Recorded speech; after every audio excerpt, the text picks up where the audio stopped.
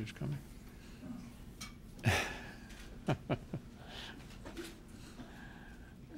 You'd look good on the front page of the paper, isn't it? You look good hanging in her office. Thank you. Here. It's the warmth that we sense. And Very nice door. I can tell everyone in the room is so happy to be here on a Saturday morning. And We're waiting for the food to be delivered. well, good morning, everyone. I think a couple of observations this morning would be timely. Yesterday, we heard from both CMS and CNN. CMS, the Center for Medicare and Medicaid Services, the actuary down there reported that this bill will not bend the health care cost curve. I would call your attention to a letter on September 17th of 2009 from 6 of our Democratic colleagues, Cole, McCaskill, Pryor, Begich, Bai, and Klobuchar, saying, quote, if we pass health care reform legislation without addressing the issue of health care spending, we will have failed. And so CMS, the actuary, an objective person who does this all the time, says that the Reid bill doesn't pass that test. Now, the other entity we heard from was CNN, and I cite them as just one example of growing evidence that the American people are opposed to this bill. We saw 2 weeks ago in the Gallup poll that there was a 9% more Americans opposed the bill than supported it. We saw last week in the Quinnipiac poll that 14% more Americans opposed the bill than supported it. And then now we see in the CNN poll 61% opposed and only 36% in favor. The argument I hear our friends on the other side making is that they're imploring their members to make history. Well, many things have happened throughout history, and many of them have been mistakes. And if this bill were to be passed in the face of the overwhelming opposition of the American people, having failed to achieve the goal of holding down health care costs, it would be viewed as a historic mistake. Let me turn now to Senator Gregg. thank you, Mr. Leader. And to pick up on that point, I think it's, the American people are applying their intuitive common sense to this bill. They recognize that if you increase the size of government by $2.5 trillion, if you cut Medicare by $500 billion, and if you create a situation where employers are forced to raise their premiums significantly, that basically you're going to create a system that doesn't work very well for them. The original goal of this effort, according to the President, was A, everybody should have insurance, B, that the cost curve of insurance should be bent down, and C, the people who like their health care should be able to keep it. What has CMS concluded? Now remember, this is the administration's actuary. This is the administration's actuary. They have confirmed the common sense of the American people. They have said, number one, after this bill is fully implemented, 24 million people will still not have insurance. Almost half the people who don't have insurance today will not have insurance after this bill is implemented.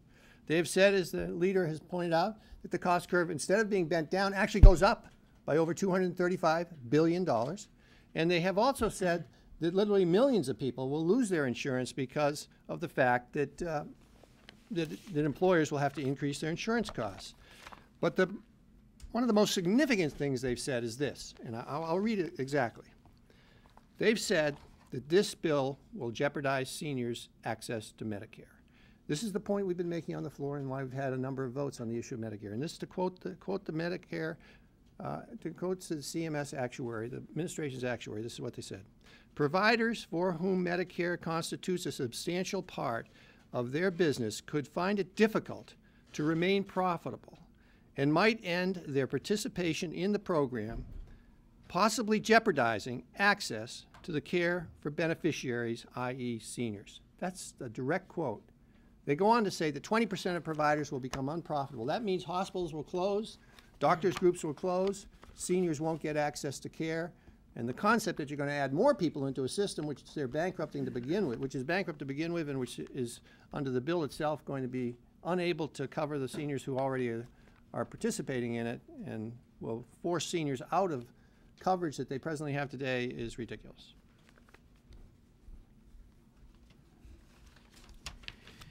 just want to pick up on the point that my colleague from New Hampshire made. As the senator from Florida, you know, we have the highest per capita concentration of seniors. And this report from the actuary says exactly what Senator Gregg said, is that health care for seniors are going to decline because there are going to be less providers, doctors, hospitals, others, who want to give health care for seniors. So it's not health care reform if the doctor's not in. If you can't find a health care provider, how is that health care reform? And another thing that this report said from the actuary, which we've been saying on the floor of the Senate, is this isn't budget neutral. It's a gimmick. You pay taxes for the full 10 years. You only get benefits for 6 years. That's like going to someone and saying, here's your house. You want to buy it. Start paying now, but you can't move in until 2014. So it's just budget gimmickry. And at the base of all this, this was supposed to be a plan that cut the cost of health care insurance for the 170, 180 million Americans who have health care insurance. And then on the other side, it was supposed to provide access. Now we find for seniors that access is going to be taken away. So we're going to raise the cost of health insurance. We're going to cut Medicare. We're going to raise taxes.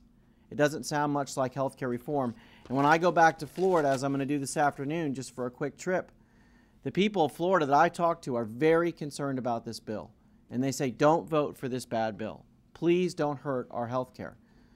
So this weekend we're here, but we're not voting on health care. We're not having amendments to make this bill better. We're here talking about budget issues. We're supposed to be working on the most important issue facing the American people. They can't even find our colleagues on the other side, the Democrats, to go down and talk about this bill. Republicans are there chomping at the bit to talk about this bill. You can't find a Democrat to do it, and when they do come down, half of them are criticizing this bill.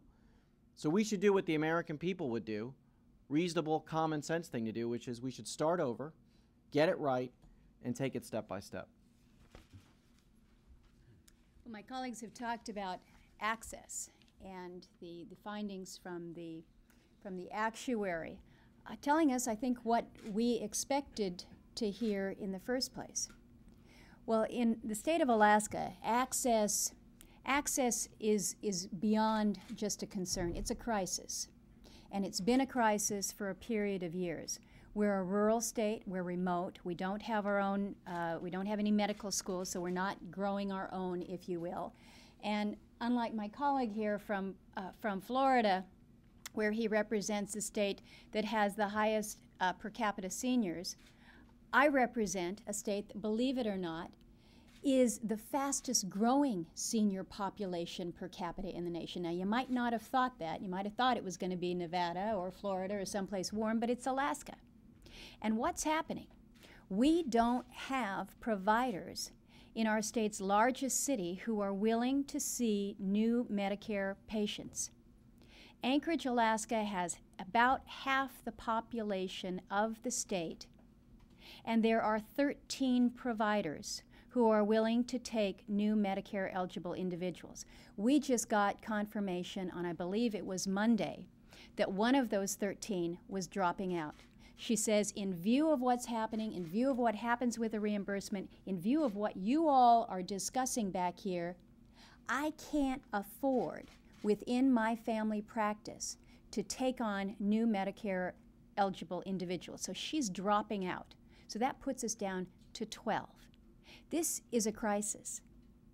And so when we look at proposed legislation that does nothing to expand access, that basically says, ta-da, you now have a card, an insurance card that gives you access, but there's no providers that are willing to take you on. What have we done for these individuals?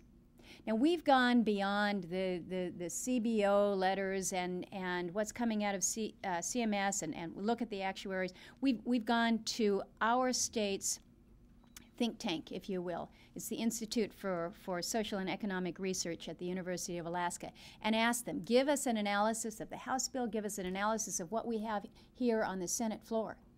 And what it comes down to is nothing good for Alaska. This doesn't help us in a state where our Medicare reimbursement rates are lower than Medicaid reimbursement rates. We're only one of two states where we're in that situation. There's all kinds of unique factors, but the bottom line is This increases the premiums for individuals 10 to 13%. It crowds out those who are on Medicare. It decreases access. It increases your taxes. And at the end of the day, there's nothing good in this legislation for Alaskans. They're saying, we want to see change, we want to see reform, but this is not acceptable to us. You got to start over. Any questions, Eva? Senator McConnell, if as expected, the Democrats attach the increase in the debt ceiling to the defense spending bill and don't allow you all to have a standalone vote on the increase to that ceiling, will you vote against the defense spending bill? Well, the issue of raising the debt ceiling is something that Senator Gregg knows a lot about, and that I know there's unrest among Democrats about raising the debt ceiling without having some mechanism to address this issue in coming years, because we're drowning in a sea of debt. So I'm going to ask Senator Gregg to talk about the proposal that may be in the works and the number of Democrats who are themselves resisting raising the debt ceiling unless some mechanism is put in place to address the long-term unfunded liabilities. Well, I've read that the proposal is to raise the debt ceiling to by 1.8 or 1.9 trillion dollars, which is really it's so startlingly irresponsible and political that it's hard to come up with words to describe it. Obviously, we don't need that type of an increase. The only purpose of it is to get us past the next election. It's sort of like drunken sailors saying they don't want the bar to ever close, and that's basically the goal here. These folks are spending like drunken sailors. They're not being accountable to the American people about the debt that they're putting on the backs of the American people and our children. And as a result, in order to avoid any forcing mechanism that might make them accountable, such as raising the debt ceiling, they're trying to push that off as far into the future as they can, and certainly past the next election. Our position on our side of the aisle is we would like to have 4 issues raised when the debt ceiling comes up. First, we'd like to terminate TARP, because it's very clear this is becoming a piggy bank for this administration to spend on walking around money for certain interest groups which have nothing at all to do with the original purposes of TARP. And remember, all TARP funding goes to the debt unless it's repaid, and what they're proposing is things which won't be repaid. Secondly, we believe that the stimulus package spending up beyond a certain date, we haven't picked a date yet, but it would probably be towards the end of next year, should be rescinded, because it's well past the recession, and it's basically, again, walking around money for certain appropriators who had interest groups which were able to convince them to fund this activity. About 40% of the stimulus package will not have been spent by the end of 2010. Third, we believe that there should be some sort of freeze, a freeze plus 1, freeze plus 2, on discretionary spending. And fourth, we believe something like the Conrad Gregg Commission, which now has 32 sponsors, 12 of whom are Democrats, should be taken up and voted on also. So that's what we would like to see as part of the vote. I don't know how they're going to structure this to try to avoid us voting on it. It would be irresponsible if there weren't a vote on it. Senator Gregg and Senator McConnell, why would you vote for all these spending bills in the Appropriations Committee and then vote against them when they're on the floor? Well, my view is we should move the process along out of the Appropriations Committee, and as a practical matter, that's always been the tradition of the Appropriations Committee, but when they get to the floor, hopefully they'd be corrected and reduced. And there's been, if we could get amendments to do that. I take them seriously because I happen to believe that the process is important of approving all the appropriations bills. But I do believe that when you get to the floor, they should be drawn back. I would support across-the-board cuts on all those bills if we could get a vote. Unfortunately, we're not being allowed votes. Yeah, let me just add that there are 3 of us here on the Appropriations Committee, all of whom voted against this bill because of the size of it. 12.5% increase at a time when we are running debts up, as Senator Gregg pointed out, like drunken sailors, in a year in which we passed a budget without a single Republican vote in the House and Senate that would double the national debt in 5 years, triple it in 10. At least we could have exercised some restraint over the domestic discretionary spending. And so I think that's why we all voted the way we did. Senator McConnell, in your discussions with Majority Leader, do you get the impression that we're going to see votes on health care amendments in this coming week, or do you sense that the Democrats are trying to close down the amendment process and just move it closer? they can't close down the bill. As you know, they've got serious problems. The American people are, almost screaming at us, please don't pass this. They've got all kinds of internal problems. My assumption is we'll go back to the bill on Monday and start voting on amendments. That's what we should be doing. That's what the American people expect us to be doing. The anxiety level on the other side is quite high. I think no one any longer believes that this is inevitable. And next week will be interesting. Paul? Just to follow up on Corey's question, would you be willing to vote against the DOD bill if you don't like the other packages that come along with it? We're working on health care right now. We're going to see how they put the package together and take a look at it before making any final conclusions. Thanks, everybody.